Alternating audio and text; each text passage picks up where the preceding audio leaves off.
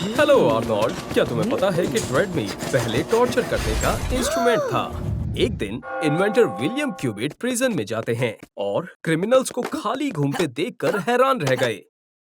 Qubit ने अपने invention के बारे में बताया, द ट्रेड व्हील। ये एक 24 स्टेप्स वाला 2 मीटर का व्हील था। एक स्पीड में चलने से प्रिजनर्स को लगेगा कि वो एक कभी न खत्म होने वाले पहाड़ की चढ़ाई कर रहे हैं और बोनस के तौर पर वो अनाज पीस देंगे। हालांकि प्रिजन वार्डन ने अनाज पीसने से मना कर दिया, लेकिन एक सजा के तौर पर क्रिमिनल के लिए ये बढ़िया रहेगा। हर दिन के लिए 16,630 फीट तय किया गया, एवरेस्ट के आधे से ज्यादा।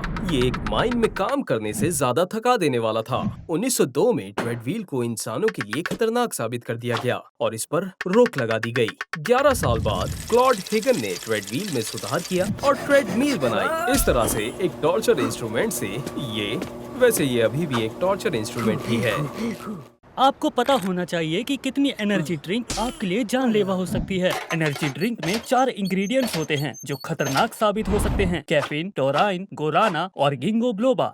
एक एनर्जी ड्रिंक पीने से ज्यादा नुकसान नहीं होगा और यहाँ तक कि 2 से भी सिर पेट ही खराब होगा। एनर्जी ड्रिंक की 2 सर्विंग से कैफीन लिमिट को पार नहीं करती, लेकिन इससे एक भी ज्यादा पीने से आपको डिजीनेस, नोजिया, अरिथमिया और हाई ब्लड प्रेशर जैसी बीमारियां हो सकती हैं। हालांकि 20 बार पीने पर भी तुम्हें ओवरडोजिंग नहीं होगी, क्योंकि जानलेवा डोज जैसे कि एक एडल्ट के लिए कैफीन की 0.6 आउंस है और उसके बाद कोई भी ड्रिंक आपको नहीं बचा पाएगी। अगर आपको समझ नहीं आ रहा है कि ये कितना होता है, तो सोचिए कि आपका पेट लिक्विड से पूरी तरह से भरा हुआ है और आपके पास अभी भी पीने के लिए 12 गैलन एनर्जी ड्रिंक बचे हुए हैं। आर्नोल्ड, क्या तुम ज्वालामुखी को पानी से बुझाने के बारे में सोच रहे हो? अच्छा आइडिया है, लेकिन पहले अच्छे से ड्रेस पहन लो।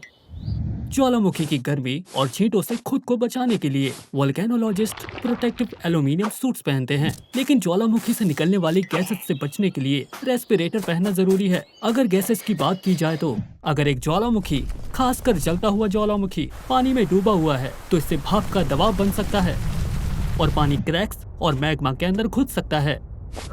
जब मैग्मा के अंदर पानी भर जाता है तो पानी इवेपोरेट होने लगता है और भाप बनना शुरू हो जाता है। भाप की वजह से दबाव बढ़ता चला जाता है, जिस वजह से मेरी बात अभी पूरी नहीं हुई थी।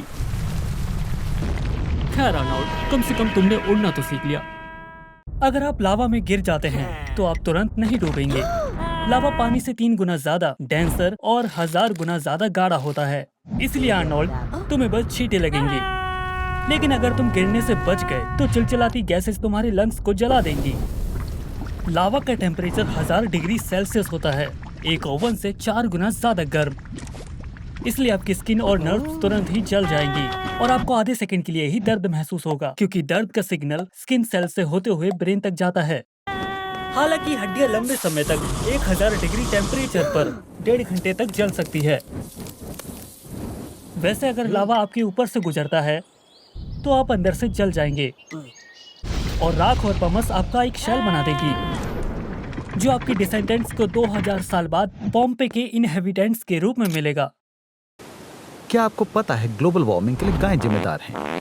मीथेन एक बहुत ही पावरफुल ग्रीन हाउस गैस है। दुनिया की सारी गायें मिलकर हर साल लगभग 150 मिलियन टन मीथेन गैस बनाती हैं, जो वायुमंडल में मौजूद मीथेन का 8% है। अगर देखा जाए, अगर सभी गायें गायब हो जाएं या हम सभी गायों को खा लें तो मीथेन गैस का लेवल कम हो जाएगा, जिससे प्लैनेट का तापमान लगभग 2 से 8 डिग्री फ़ारेनहाइट तक गिर सकता है। लेकिन बिना गाय के हमें हर साल 210 मिलियन गैलन दूध नहीं मिलेगा। तो आप क्या चुनेंगे, प्लैनेट को बचाना या नाश्ते में सीरियल? क्या तुम एक पेट रखना चाहते हो? बस क्रोकोडाइल को मत पालना। एक साल में लगभग 1000 लोग क्रोकोडाइल के शिकार बन जाते हैं, जहां लॉयंस एक साल में सिर्फ 200 लोगों का ही शिकार करते हैं। तुम्हारे लिए उसका एक बार काटना ही काफी है। क्रोकोडाइल चबाते नहीं हैं, वो अपने खाने को फाड़ ही देते हैं और तुम बिल्कुल खुद को ऐसे नहीं निगलवाना चाहोगे। यहाँ तक कि 12 मीटर के प्री हिस्टोरिक क्रोकोडाइल्स भी अपने नैरो जॉज की वजह से ऐसा नहीं कर सकते थे और उन्होंने डायनासोर का शिकार किया। तुम्हारी किस्मत अच्छी है, लेकिन एक सरप्राइज है। अब तुम रॉक ग्राइंडिंग के साथ घंटों इंटरैक्टिव फन का मजा ले सकते हो। क्रोकोडाइल्स रॉक्स को निगल जाते हैं जो मिल्स की तरह काम करती है और उनके शिकार की हड्डियों को चकनाचूर कर देती है और रॉक्स बाउंस को कंट्रोल करने में भी मदद करती है। भारी क्रोकोडाइल्स के लिए पानी में डूबना आसान होता है। गुड लक आर्मी, 1 हफ्ते बाद मिलते हैं, ठीक है ना? क्या आप अपने पास्ट लाइफ को एक्सपीरियंस करना चाहते हैं?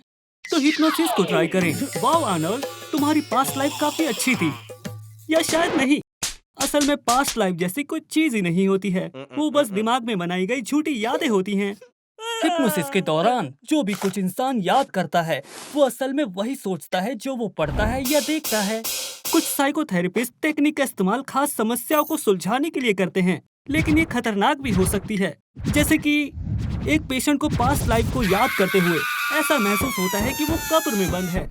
उसे घुटन महसूस होने लगती है। सेशन खत्म होने के बाद उसे बार बार पैनिक अटैक और सांस लेने में परेशानी होने लगती है। इसलिए सिर्फ उन्हीं थेरेपिस्ट के पास हिप्नोसिस सेशन के लिए जाना चाहिए जिनके पास लाइसेंस हो, ना कि किसी फेक थेरेपिस्ट के पास। सही कहा ना अर्नोल्ड? अगर तुम्हारी बॉडी में 50% पानी कम हो जाता है तो क्या तुम सरवाइव कर पाओगे? नहीं बड़ी, तुम सिर्फ 20% कमी में ही बेहोश हो जाओगे। तुम्हारा शरीर 60% पानी से बना है, हाँ 80% नहीं। तो तुम्हारे अंदर 9.5 गैलन पानी है। सिर्फ 13 आउंस की ही कमी होने पर तुम्हें माइल्ड डिहाइड्रेशन महसूस होगी। 1 गैलन पानी खत्म होने पर तुम्हें सिर दर्द और क्रैम्प्स जैसी परेशानियां आएंगी और रोजमर्रा के कामों पर भी ध्यान नहीं दे पाओगे। हम क्रिटिकल मार्क के करीब पहुंच रहे हैं। 2.5 गैलन पानी खत्म होने पर डिहाइड्रेशन की वजह से मौत होना तय है और 5 गैलन खत्म होने से तुम्हारा शरीर एक सूखी हुई मम्मी में बदल जाएगा। ओह, क्या तुम्हें कोई रास्ता मिला? बस थोड़ा पानी पी लो, बढ़िया है। तुम्हें हर दिन ठीक आधा गैलन पानी कैलकुलेट करने की जरूरत नहीं है। जब आपका शरीर चाहे तब पिए और सब कुछ ठीक होगा।